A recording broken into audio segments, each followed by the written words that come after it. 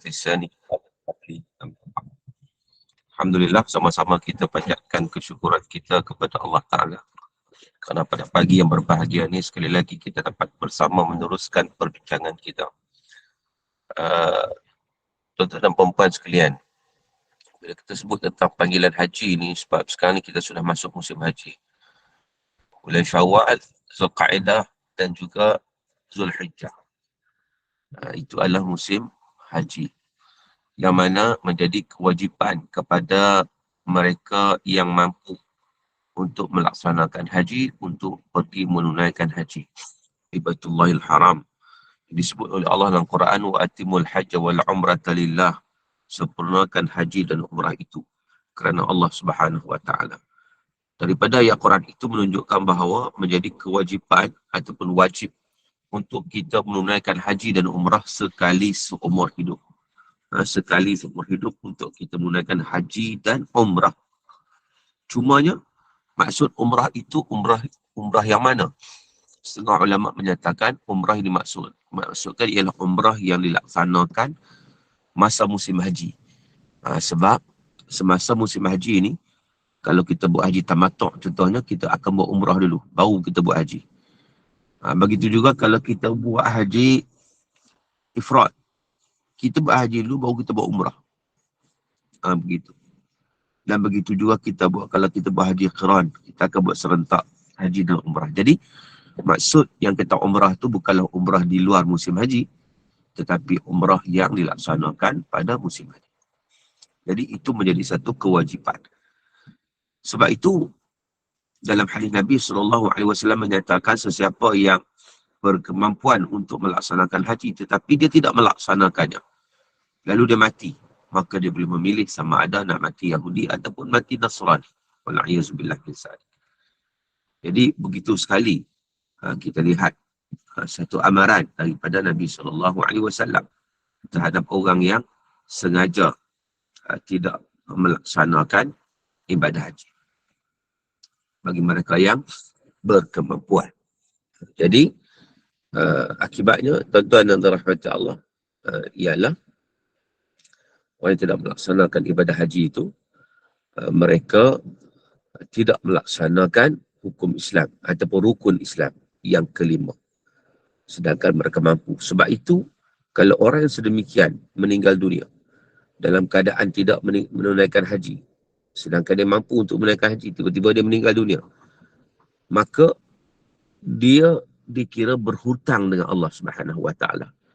Maka di situlah konsep pelaksanaan badal haji atau upah haji itu wajib dilakukan kepada orang tersebut, iaitu diambil daripada harta pusakanya.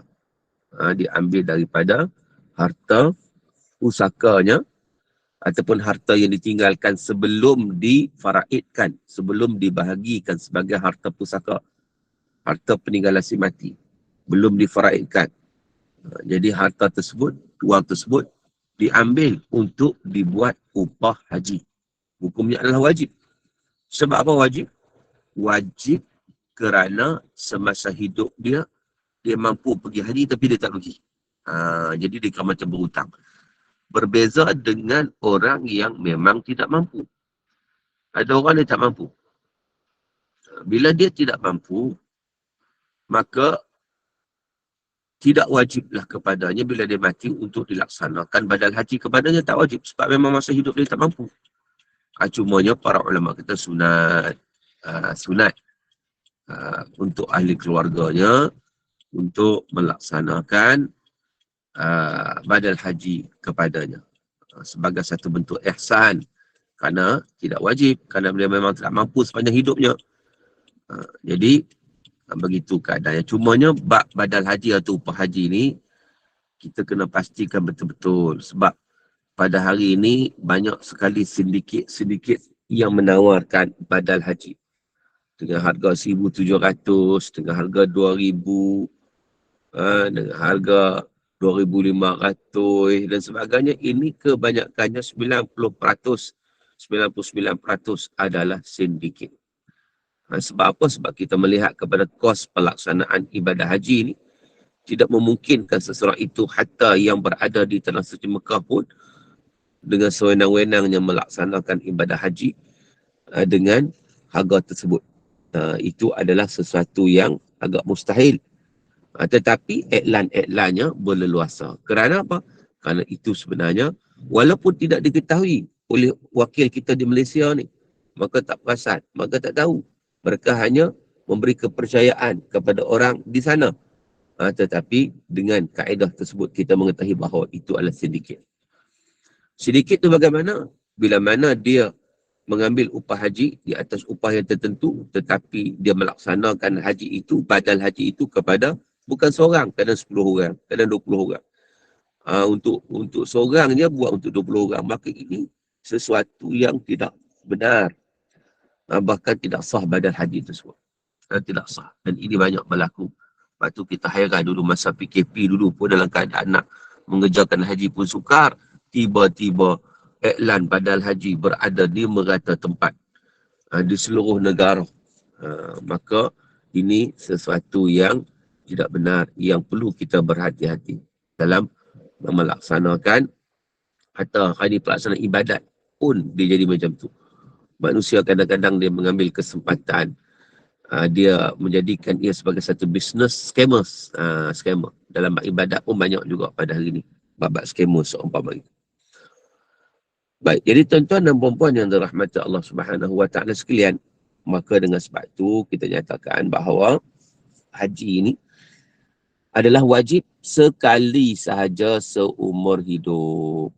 Sekali sahaja seumur hidup. Itu haji. Maknanya Nabi SAW menunaikan haji sekali sahaja. Yang disebut sebagai Hajjatul Wada', haji yang terakhir Nabi SAW. Sebenarnya itulah haji yang pertama dan itulah haji yang terakhir. Yang dilakukan oleh Nabi SAW pada 10 Zulhijjah. Pada tanggal 10 Zulhijjah. Bukan 10 Zulhijjah. Pada tahun 10 Hijrah. Silap. Pada tahun 10 Hijrah. Sebab 3 bulan selepas daripada itu, iaitu bila habis musim haji Zulhijjah, lepas itu Muharram, Safar, Rabiul Awal, Nabi wafat. Pada 3 bulan selepas itu Nabi pun wafat. Jadi Nabi wafat pada tahun 11 Hijrah. Jadi tahun 10 Hijrah merupakan haji yang Nabi yang pertama dan terakhir yang disebut sebagai Hajjatul Wada', haji wada'. Jadi tuan-tuan dan puan-puan yang dirahmati Allah Ta'ala sekalian, maka dengan sebab itu setiap orang perlu buat perancangan untuk melaksanakan ibadah haji. Sama ada dengan mengumpul duit, sama ada dengan mendaftar di tamu haji, atau apa-apa cara sekalipun yang boleh dibuat supaya dia benar-benar dapat melaksanakan ibadah haji tersebut. Itu merupakan suatu kewajipan yang diperintahkan oleh Allah Subhanahu Wa Ta'ala, yang merupakan salah satu daripada rukun Islam yang 5 sebagai satu kemuncak kepada rukun Islam. Cumanya ibadat haji ni satu ibadat yang boleh ditangguhkan sekiranya ada keuzuran tertentu. Itu dia tak sama dengan ibadah lain, mana tak boleh tangguh. Puasa tak boleh tangguh, masa bulan Ramadan wajib buat. Begitu juga solat masa waktu wajib buat. Tapi haji boleh tangguh kalau ada keperluan tertentu. Sebagai contohnya ada satu kisah yang berlaku pada zaman terdahulu. Kisah ulama yang namanya Ibnu Mubarak, Abdullah bin Mubarak. Beliau satu hari dalam satu ekspedisi haji. Beliau pergilah dengan satu rombongan ni. Bila sampai di satu pertengahan jalan, tiba-tiba beliau berjumpa dengan seorang keluarga yang sangat-sangat miskin. Sangat-sangat susah. Sehingga terpaksa memakan bangkai bagi meneruskan kehidupan mereka. Maka pada ketika itu, Ibnu Mubarak membatalkan ekspedisi haji dengan memberikan wang yang dibawa itu sebanyak 1,000 dinar kepada keluarga tersebut untuk menampung kehidupan mereka. Maka di sini menunjukkan bahawa membantu seseorang itu lebih diutamakan ketika mana diperlukan. Begitu juga satu kisah yang diceritakan oleh para ulama. Ini kisah jelas sebagai satu pengajaran, iaitu satu ketika ada seorang ni, dia menunaikan haji. Di sana dia bermimpi. Mimpi ni tak jadi hujah syarak lah, ni sebagai satu cerita iktibar saja. Cerita iktibar saja. Dia bermimpi bahawa malaikat berkata-kata terhadap seorang ini, seorang ni di tukang kasut. Dia ni mendapat haji yang mabrur. Kan? Jadi, dan dia berada di Syam, di Syria. Maka, orang ini pun mencarilah siapa yang dimaksudkan. Cari, sampai di Syam, carilah kawan di tukang kasut apa semua. Lah dia jumpa, dia pun bertanya, dan apa amalan kamu sehingga kamu dapat haji yang mabrur? Dia kata, aku tak pergi haji pun, je dapat haji mabrur. Mana dia tak pergi haji? Maka, laki-laki ni keheranan lah. Macam mana ya? Mimpi dia ni betul tak betul ni? Atau mainan tidur je mimpi ni. Mainan tidur je kot. Tanya dia, betul kamu tak pergi haji? Betul, aku tak pergi haji. Kan? Ada keinginan nak pergi haji? Oh, ada. Aku ni tiap-tiap tahun ada keinginan nak pergi haji. Aku himpun duit. Aku himpun duit nak pergi haji ni. Kan? Kerja tukang kasut ni banyak mana sangat kan? Satu ketika dia kata, aku dah ada cukup duit dah. Nak pergi haji ni, dah cukup duit dah. Kalau dia cukup duit dah nak pergi. Kadang-kadang dengar orang bertalbiah, labbaik Allahumma labbaik, labbaik la syarika laka labbaik, innal hamda wan ni'mata laka wal mulk la syarika lak. Dengar orang bertalbiah, mengalir mata, menangis kan. Jadi teringin sangat nak pergi haji ni. Orang dulu pergi haji tuntun taf, maka berjalan kaki tu merentas padang pasir yang jauh dengan berjalan kaki. Kita sekarang pergi haji mudah sangat, naik terbang ya. Masuk naik atas terbang, atas flight, siap makan semua cukup, tidur-tidur sampailah nanti. Sekejap sangat. Dulu kadang berbulan-bulan berjalan kaki. Dan begitu susah payah yang mereka terpaksa hadapi. Sebab tu mereka pergi, mereka laksanakan ibadat tu dengan cara yang sangat-sangat terbaik. Mereka amat appreciate, amat menghargai. Kita zaman sekarang ni orang tak hargai sangat. Sebab apa? Itu pun kadang-kadang yang pergi yang begitu, maknanya dalam keadaan yang begitu mudah. Baik, apa pun balik cerita tadi. Jadi dia kata, aku himpun duit apa semua dah cukup nak pergi haji. Tiba-tiba,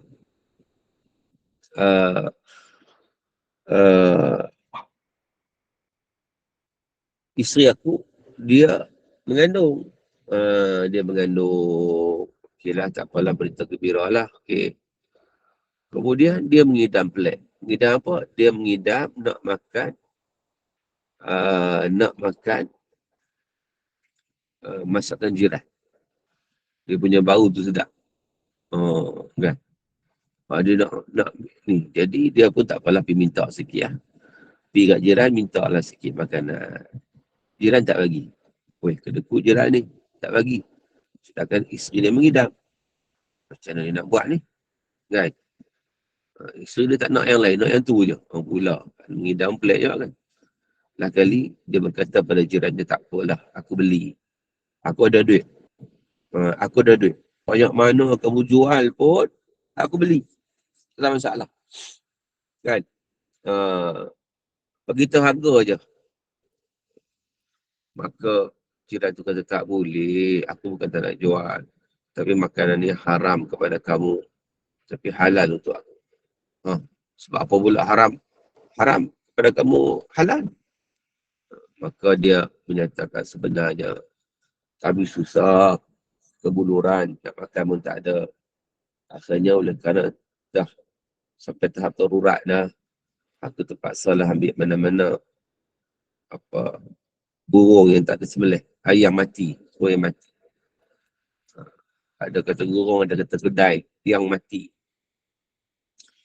Yang memang bangkai lah, mati begitu kan.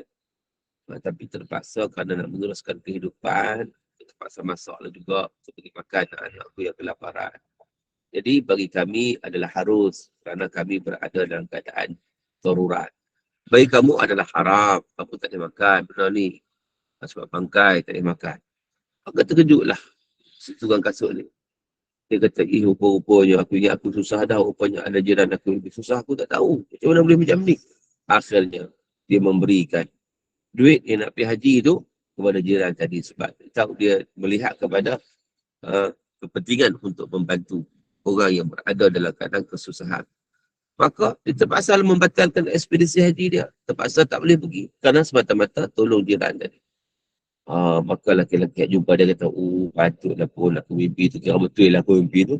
Kamu dapat haji yang mabrur. Maknanya, niat kamu nak pergi haji itu Allah dah kira dah sebenarnya. Kamu bukan tak mau pergi, tetapi kamu terpaksa untuk mengutamakan yang lebih utama ni jiran depan mata ni yang kebuluran ni patut yang ditolong terlebih dahulu. Jadi tuan-tuan dan perempuan sekalian, itu satu cerita, satu kisah yang dia kisah semata-mata kisah, tapi dia memberi pengajaran dan iktibar kepada kita. Yang mana kita sebut juga tadi bahawa haji ni boleh ditangguh sekiranya ada keperluan-keperluan tertentu. Baik. Tuan-tuan dan perempuan sekalian, saya tak boleh lama sebab saya ada kelas di UPM ni. Jadi, saya buka ruang terus kepada persoalan daripada tuan-tuan dan perempuan sekalian. Silakan sesiapa yang mempunyai sebarang persoalan. Okay. Start buka soalan untuk bertanya, silakan.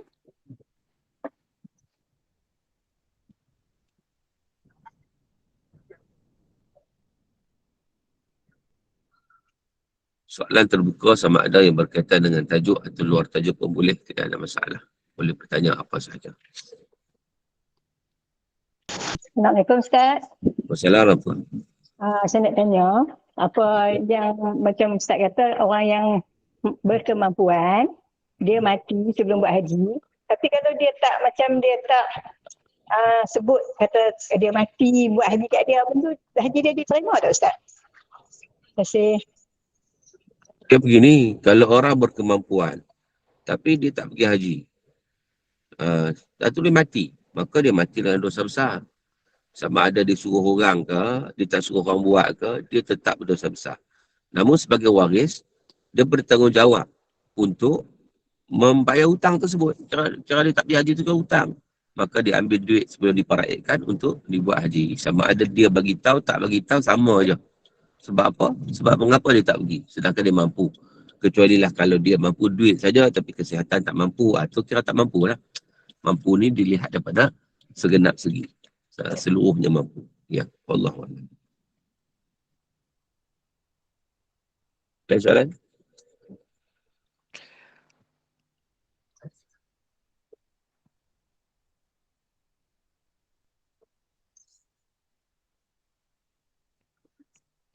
Persilakan. Okey, ada lagi soalan ke? Silakan, apa-apa soalan je Ustaz ya? Ya. Assalamualaikum Ustaz. Okey, baik. Wassalamualaikum. Anak saya ni bertanya, tapi malu saya sebutkan. Dia kata, boleh tak kalau kita nak berpuasa tapi kita kena pergi jumpa doktor dan buka aurat? Puasa kita tu batal ke tidak? Sebab doktor nak periksa bahagian-bahagian tertentu terpaksa buka aurat. Dia membuka aurat tidak membatalkan puasa. Jadi batal pahala tak Ustaz? Dia kalau dia sengaja membuka aurat, memang hukumnya berdosa dan dia mengurangkan pahala puasa lah. Tapi puasa tu tidak batal. Tetapi dalam keadaan tadi dia bukan sengaja buka aurat, tetapi dia atas faktor perubatan. Jadi nak cek, maka itu dibenarkan, bahkan dia tidak berdosa, juga tidak berdosa. Dan puasa memanglah, puasa ni sama ada dia sengaja buka aurat, tak sengaja buka aurat pun tak batal puasa. Cuma dia melibatkan pahala saja. Tapi dalam konteks tadi tidak ada masalah. Sebab apa? Sebab dia melakukan satu rawatan, perubatan yang dibenarkan dalam hukum syarak. Ya. Terima kasih Ustaz. Alhamdulillah. Terima kasih.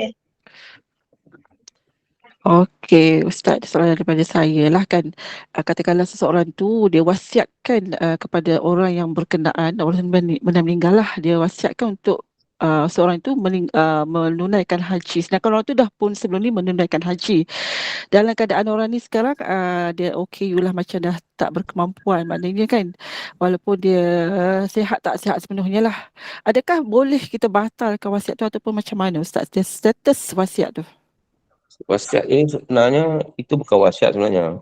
Ha. Wasiat ni dalam benda yang melibatkan harta, itu wasiat.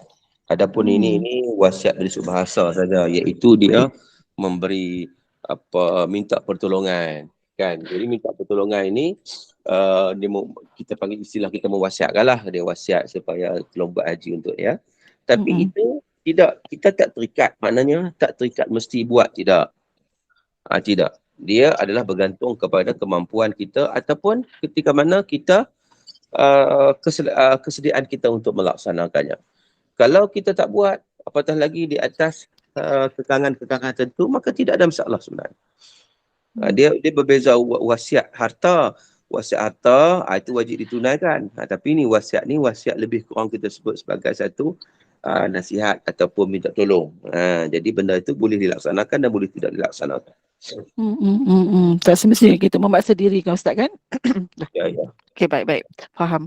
Dan ada soalan daripada Latifah daripada Iblin bertanya, Assalamualaikum waris, wajib buat badal haji untuk anak yang meninggal usia remaja dan dalam tanggungan keluarga tak?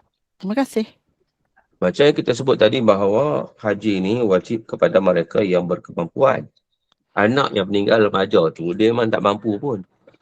Bila dia tak mampu, tidak wajib ditunaikan haji ataupun badal haji juga tak wajib lah, sebab dia memang dia mati dalam keadaan dia tak mampu pun untuk tunaikan haji. Cuma sunat, macam kita sebut tadi, ihsan, sunat kepada ahli keluarga, ahli waris untuk membuat badal haji. Tapi tidak wajib. Ya. Dan Ustaz tadi yang pasal wasiat tadi kan, adakah wasiat tu tadi dia bernilai dalam RM1 kan untuk dia belanjakan kepada orang tu? Adakah duit tu boleh digunakan untuk kegunaan sendiri ataupun macam mana? Kalau dia berwasiat dia bagi duit kan, dia bagi duit untuk ditunaikan, maka mengikut kemampuan seseorang itu boleh menunaikan ataupun tidak. Kan? Dia macam dia bagi amanah lah untuk dilaksanakan. Tetapi perkara tersebut bergantung kepada kesihatan dan sebagainya. Sebab haji ni dia tak semudah lakukan begitu saja. Sebab itu sama ada dia memberi kepada orang lain, duit tu ada, dia bagilah kepada orang lain yang sihat yang nak tunaikan untuk buat untuk kawan tu. Tidak ada masalah. Untuk dia bagi pada orang lain. Okey, jelas. Terima kasih Ustaz. Okey, ada lain soalan yang nak bertanya? Silakan. Assalamualaikum. Assalamualaikum. Ustaz, saya nak tanya bagaimana adab kita nak masuk ke kota Madinah? Sekiranya kita bertolak dari Mekah, kita ke kota Madinah, dalam perjalanan tersebut kita tertidur, sedap-sedap dah sampai kota Madinah, dah berhenti dah. Apa tindakan yang perlu kita buat? Ya, kalau ikut adabnya, ada benda yang memang kita tak boleh buat pun. Antaranya kita mandi sunat, tapi memang benda tu tak akan buat pun dalam perjalanan. Antaranya macam doa ketika masuk kota Madinah. Itu pun kalau macam tadi, kalau kita sedar. Tapi sekiranya kalau kita tidak sedar, maka tidak ada masalah. Kita terus masuk kota Madinah, masuk je lah. Kemudian sunat pada kita untuk kita pergi ke makam Rasulullah SAW untuk mengucapkan salam, bertemu dengan Rasulullah SAW. Itu saja. Wallahualam. Terima kasih Ustaz. Okey, rasanya itu saja kot Ustaz. Ya. Kan? Okey, baiklah.